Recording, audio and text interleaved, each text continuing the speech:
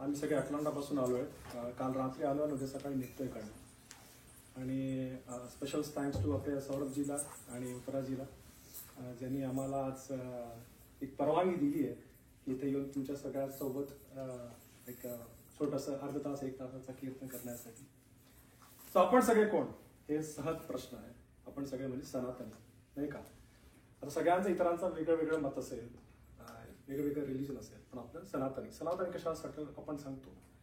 सनातनचा अर्थ असा दिसतोय की असा केव्हाच काळ नव्हता, समय नव्हता जेव्हा आपला धर्म नव्हता. हे आपला धर्म काळ पण होता, आज पण आहे आणि उद्या पण राहणार. त्यालाच आपण सनातन म्हणतो. आणि जी लोक ह्या सनातनाला आपल्या जीवाशी घेऊन चालतात त्याला आपण म्हणतो सनातन. तर सनातन हे खूप सरळ पद्धती आहे, एवढं कष्ट नाही. पण काय ना, आपल्या इकडे इतके वेद आहेत, इतके उपनिषद आहेत, इतके पुराण वगैरे आहेत, पण इतके कधी कधी ना त्यात ना खूप कॉम्प्लिकेटेड असे येतात. आता तर सरळ समजायचं कसं, म्हणजे ते सरळ समजायसाठी आपल्यासाठी येतात आपले महात्मा लोक. आपला महाराष्ट्र किती आहे, 5 महात्मा, 5 संत मुख्य प्रमाण. तर पहिले आले आपले नामदेव महाराज, त्यांच्याबरोबर आले आपले ज्ञानोबा, मध्ये आले आपले एकनाथ स्वामी, आणि शेवटचे 2 होते आपले तुकाराम महाराज, आणि त्यांच्याबरोबर आले होते आपले समर्थ रामदास. हे 5 महाराष्ट्राचे प्रमुख संत. आणि ह्या लोकांनी आपल्या जीवनशैली असे दाखवली आपल्या लोकांना. तर तुम्ही ह्यात पाहणार, ह्यात ज्ञानेश्वराला तुम्ही बाजूला ठेवा, ते ज्ञानीच होते. इतर जे 4 आहेत ना, त्यात आपण समर्थाला पण बाजूला ठेवू शकतो, पण त्यांचं पण एकदम जीवनशैली वेगळी होती. पण इतरांना तुम्ही पाहणार, नामदेवाची तुम्ही कडे पाहणार किंवा तुम्ही आता तुकारामकडे पाहणार, तुम्हाला एक समजेल की ते ब्राह्मणच्या कुळापासून नाही आले. त्यांना वेद शास्त्र वगैरे माहित नव्हता. पण आता तुम्ही नामदेवाकडे पाहणार ना, एकदम विचित्र त्यांचं जीवन नाही का. छोटासा बाळ, 4-5 वर्षाचा बाळ, आणि हट्ट धरून बसतो देवाकडे आणि म्हणतो की तुम्ही खाल्ल्याशिवाय मी कडे जाणार नाही. दगडाच्या जवळ आपण डोकं फोडायला तयार आहे बाळ. म्हणजे देवा काय करायचं समजलंच नाही. त्यांना काय करायचं, समोरच यावंच लागलं. असं नाही की पहिल्यांदाच करतोय, त्यांचे वडील करायचे हे सगळं. नैवेद्य जे ऑफर करतात ते त्यांचे वडील खूप वर्षापासून करतात. देव कधी मिळाला त्यांच्यासमोर. जेव्हा आपण बसतो, आपण देवांना नैवेद्य देतो, देव येतो का नाही ना, आपण समजतो, आपल्याला वाटतं की देव आपल्याला देणारे नैवेद्य घेतोय म्हणून, आणि त्याचा प्रसाद आपण घेतो. पण नामदेवाचं चरित्रच वेगळं आहे. लहानपणापासून ते देवाच्या बरोबर असे राहायचे जसं आपण आपल्या मित्राबरोबर राहतो. आता आपण कोणाच्या घरी जातो, कोणाशी बोलतो, त्याचं व्हेरी पर्सनल नाही का. तर मी आता कोणाशी बोलतोय, कोणाच्या घरी जातोय, तर एकदम कसं बोलतो आपण, एकदम बिंदास बोलतो. असं नामदेव जेव्हा पण त्यांना बोलायचं असेल, केव्हा पण माहिती, ते माणसाकडे पाहायचंच नाही. त्यांना काय जर गेलं, त्याला विठोबा बसले, एकदम चर्चा चालू आहे त्यांची, एकदम लौकिक चर्चा. असं पण नाही की एकदम शास्त्रांवर बोललाय, असं काही नाही. लौकिक चर्चा सामोर, सकाळपासून काय केलं, केव्हा उठलं, केव्हा झोपलं, काय चालू आहे, तुमचं काय चालू आहे, कसं चालू आहे सगळं. आणि नामदेवाचं कसं आहे की हे होते संत पुरुष. आता संतांचं प्रमुख कार्य काय आहे की त्यांना देव भेटला, ते देवा शोधत नाहीयेत, पण त्यांचं कार्य हे आहे की इतर लोकांना पण देवाचं प्रेम यायचं, त्यांच्या जीवात देवाचं स्मरण यायचं, देवाचं नाव यायचं, ह्याच त्यांचं कार्य आहे. तर त्यासाठी आपलं नाव देव सकाळपासून ते संध्याकाळपासून जीवन, त्यांची पूर्ण जीवन कशात व्यतीत झालं, म्हणजे जिथं पण गेला विठ्ठलाचं नामस्मरण. असा तुम्हाला माहित असेल, नामदेवाला विठ्ठलाला सोडायची इच्छाच नव्हती. ज्ञानोबा त्यांना ओढून घेऊन गेले कुठं, पंजाबला. आणि पंजाबमध्ये आता त्यांच्या गुरु संत साहिबच्या नंतर दुसरं कुठलं नाव फेमस आहे, तर ते आपलं आहे नामदेवाचे. आता आपल्या पंजाबचं 2nd बिगेस्ट पॉप्युलेशन पंजाबच्या बाहेर कुठं असेल तर नांदेडला. आणि तिकडची सगळी लोक ज्याला मानतात ते आपल्या नामदेवालाच मानतात. का? कारण ते जिथं पण गेले त्यांनी नाम संकीर्तनच केलं. आता त्यात काय ना, त्यात काळी कसं आपलं एकदम क्लोज निट सोसायटी होतं नाही का. कसं की ज्या लोकांचा जीवनापासून जी शैली होती तीच तशीच. आता कसं आपण की आज आपले वडील एका मार्गामध्ये काम करत असेल तर मुलगा त्यात करणार ही गॅरंटी नाही, राईट. माझे वडील वेगळं इलेक्ट्रिकलमध्ये होते, मी आलो कम्प्युटरमध्ये, माझा मुलगा काय म्हणणार मलाही नाही माहित. पण त्या काळी तसं नव्हतं. वडील जे करायचं तेच मुलगा करायचं, तेच त्याचा मुलगा पण करायचा, एक पद्धती होती. तर तेव्हा जेव्हा हे नामाला द्यायचे, नाम संकीर्तनाला द्यायचे, त्यांच्याबरोबर इतरही लोक यायचे. सगळे येऊन गावात देवळात जाऊन बसून नामसंकीर्तन करायचे. तर त्यात एक पर्टिक्युलर एक ब्राह्मण होता. थोडा पैसे नव्हते त्याच्याकडे, गरीब ब्राह्मण. दोन टाइमला त्याला जेवायला पण जमत नसेल, त्याची एक फॅमिली वगैरे पण होती. पण हा माणूस चांगला होता. जिथं पण नामदेव जायचं त्यांच्या मागे, सावलीसारखं त्यांच्या मागे जायचं. जिथं पण नामदेव बसले ते पण बसायचे. आपलं विठ्ठलाचे नाम स्मरण करताना हे पण त्यांच्या मागेच करायचं. नामदेवाला खूप आवडायचे तेव्हा. पण एका त्यांना असं समजलं की त्यांच्या गावात एक योगी आला, एक महात्मा आला. तो म्हटलं की चला एक महात्मा आले, चला त्यांचे दर्शन करू, त्यांचे पण आपण आशीर्वाद घेऊन. ते गेले तिकडे. गेल्यावर तिकडे बसले. तो त्या योगी आपल्या साधण्यात होते, ते समाधीत होते, डोळ्याच उघडत नव्हते. बसले. अर्धा तास झाला, 1 तास झाला, 2 तास झाला. ह्यांना किती त्यांची आशीर्वाद घ्यायचे, त्यांच्याला भेटायचे, त्याच्याशी बोलायची अशी त्यांना इच्छा होती. तो ते बोलत होते, बसत होते. हा योगी उठतच नाही. 6 तास झाली, 8 तास झाले, 10 तास झाले. रात्री अर्ध्या रात्री त्यांनी डोळं उघडलं आणि पाहिलं कोणीच नव्हतं. घट्ट पिन ड्रॉप सायलेन्स, सगळं एकदम अंधार. आणि त्यात बसलं एक माणूस.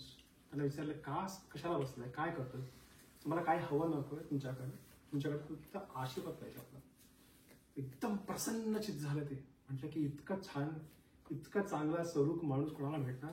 तर हे काय तुला भेटतो एक भेट, असं म्हणून त्यांच्या हातात दिलं त्यांनी चिंतामणी. तर आपल्याला माहित असेल, ज्यांना माहित नसेल, चिंतामणी म्हणजे काय, दगड, छोटस दगड. ओके ना. त्याची एक स्पेशल क्वालिटी काय आहे की त्याला लोखंडाला हात लावला तर लोखंड बदलतो गोल्डमध्ये. त्याची एक स्पेशल कॅरेक्टरिस्टिक्स आहे.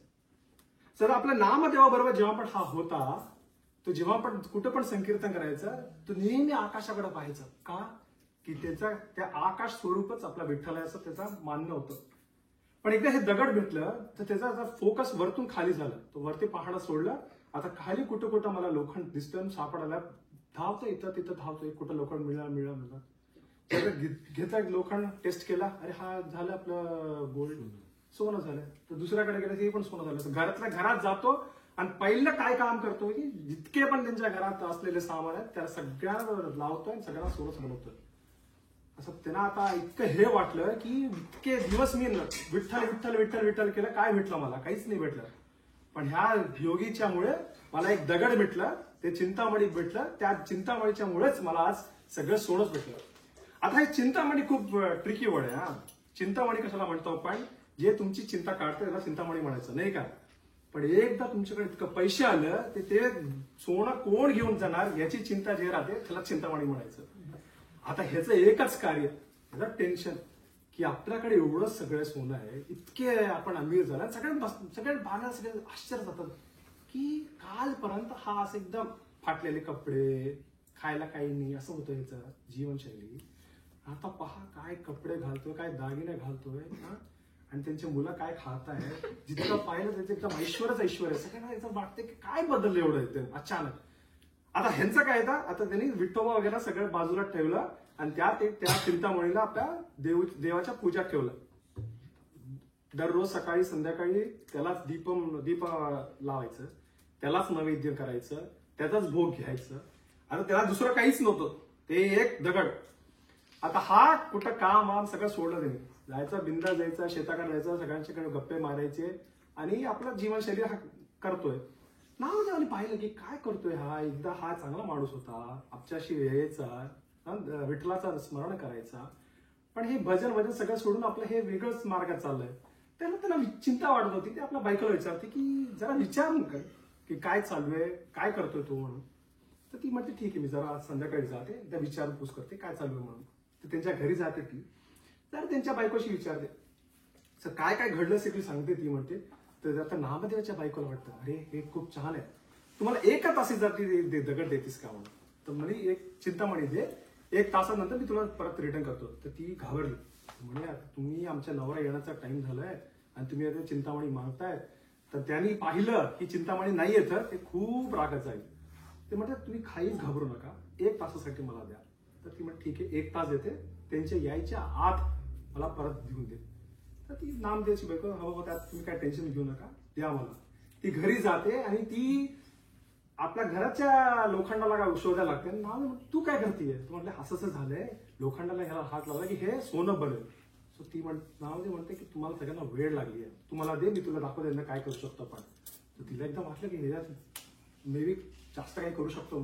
ती देते चिंतामणी नामदेवाचे नाव घेतो आणि घरच्या बाहेर चालू जातो. तिला समजतच नाही की काय करण्यासाठी नामदेव जात आहे इकडनं. आपल्या नामदेव बाबा काय करतात की ते जातात बाजूच्या नदीत फेकतात आणि येऊन आरामात घरात बसून ते आपल्या विठ्ठलाचे कीर्तन करतायत. आणि ही बायकोला समजत नाही काय चालू आहे, हे काय आरामात कीर्तन करतायत. ती विचारते काय झालं, ते दगड कुठे गेलं. ते दगड ती फेकलं, ते बेकार आहे, काही वेगळं ते आपल्याला कशाला ते दगड. आपण आपल्याला जीवनशैली आपल्या विठ्ठल पाहतोय तेच पोरे आपल्याला. आता हिला टेन्शन, आता दगड घेतलं, 1 तासात द्यायचं होतं, तिकडे तिचा नवरा येणार आहे, आता काय करायचं. आता शेवटी काय करायचं म्हणून ती गेली त्यांच्याकडे आणि सांगते की असं झालं, तसं झालं, आमच्या नवऱ्याने नामदेवानी ते दगड घेऊन पाण्यात फेकला म्हणून. आता तिला झालं टेन्शन. आता येणारा नवरा, आता काय सांगायचं, कसं सांगायचं. आला नवरा घरात, जे माणूस लहानपणापासून एका सभ्य माणसासारखं ज्यांनी आपले पूर्ण जीवन व्यतीत केलं होतं, जेव्हा त्याला हे समजलं की हे कार्य नामदेवाने केले, त्यांना आला असा रागाचा वेश, ओरडायला लागले. एकदम दगड बगड जे दिसला हातात घेऊन आले आणि त्यांना आता कसं आहे की आता मारायचंच नामदेवाला. ज्याच्यामुळे मी इतकं ज्याच्यासाठी कष्ट घेतलं होतं ते सगळं माझं गेलं होतं ह्या सोन्यासाठी. आता ह्या नामदेवामुळे सगळं जाणार आहे. गेले ओरडाच करत. आपल्या नामदेव बसले आरामात, काहीच बोलत नाही, एक अक्षर पण येते त्यांच्यातून. ते आपल्या विठ्ठलाचं स्मरण करतात, ओरडून थकले ते. आणि शेवटी सांगते की नामदेवा आता ते दगड दिलं नाही तर मी आत्महत्या करणार. जेव्हा नामदेवाने हे ऐकलं ते म्हणते चल माझ्याशी ये, मी तुला येतो. ते घेऊन गेला आला विचार. तर ह्याला एकदम चांगलं वाटलं की चला नामदेव मला तर माझा दगड देणार आहे. मला माहित होतं नामदेव चांगला माणूस आहे, हा असं काही काम करणार नाही, मला चिंतामणी मला तिरपी देऊन देणार. गेल्या नदीच्या काठीत आणि म्हणते की या नद्यात मी टाकलंय. आता नद्यात किती दगड असतील, 1-2 थोडी आहेत, ते असं हजारो आहेत. म्हणजे त्यात कुठं त्या पाण्याच्या मधोमध्ये. म्हटलं नामदेवा केलं, जितकी थट्टा करायची ती केली, देऊन दे माझा दगड म्हणून. ते म्हणते नावाचा तू थांब इकडून जातो. जाऊन घेतले, हात टाकलं त्यांनी आणि त्याचे 6-8 दगड काढले आणि देऊन ते त्यांच्या हातात दिलं. तर ते पाहतात ह्याचा एक पण दगड माझ्यासारखं नाही. नामदेव म्हणतात हे सगळेच चिंतामणी आहेत. ते म्हणतात काय थट्टा करताय तुम्ही. त्या योगी 1000 वर्ष त्यांनी केलं तपस्या, त्यानंतर त्यांना एक भेटला, तुम्ही पाण्यात हात डुबून काढताय आणि सांगताय हे 6-8 दगड चिंतामणी. तुम्ही मला कशाला विचारतो, टेस्ट करून पहा. केलं, तिकडचे जवळपास सगळे लोखंड आणले. ज्या लोखंडात ज्या दगडाला लावते ते सगळं सोनं सोनं सोनं सोनं. त्यांचं डोकंच फिरलं. ते म्हटलं नाव हे शक्यच कसं आहे. ते म्हटले की जीवनाला तुम्हाला पाहिजे विठ्ठल, आणि विठ्ठल हवं असेल तर तुम्हाला चिंतामणीची गरजच नाहीये, विठ्ठलच चिंतामणी आहे. आणि विठ्ठलचं आपण स्मरण कसं करायचं, त्यांचं निरंतर त्यांचं नाम घ्यायचं, त्यांचा जाप घ्यायचा. आज आपण इकडे सगळं आलोय त्यांच्यामुळे. आणि आमची आशा हीच आहे की ह्या आपण आज जे स्मरण करतोय त्याला आपण महामंत्र म्हणतो. मंत्रांचा आपलं जसं राष्ट्रांचा राष्ट्र महाराष्ट्र, तसं मंत्रांचा मंत्र महामंत्र. या मंत्रांसाठी त्याचा काही नियम वगैरे नाहीये. आपलं हीच आशा आहे की की आपला या मंत्रांचा आपण जितका लाभ घेऊ तेवढंच लाभ आपल्या येणाऱ्या जनरेशनला, आपल्या मुलांना पण द्यायचा पाहिजे. सो आज आमचं आपल्या सगळ्यांची हीच एक आहे की आपण सगळे मिळून येणाऱ्या 45 मिनिटं 30 मिनिटं जितकं पण आपण बसून आपण सगळ्यांनी देवांचं नामस्मरण करायचं.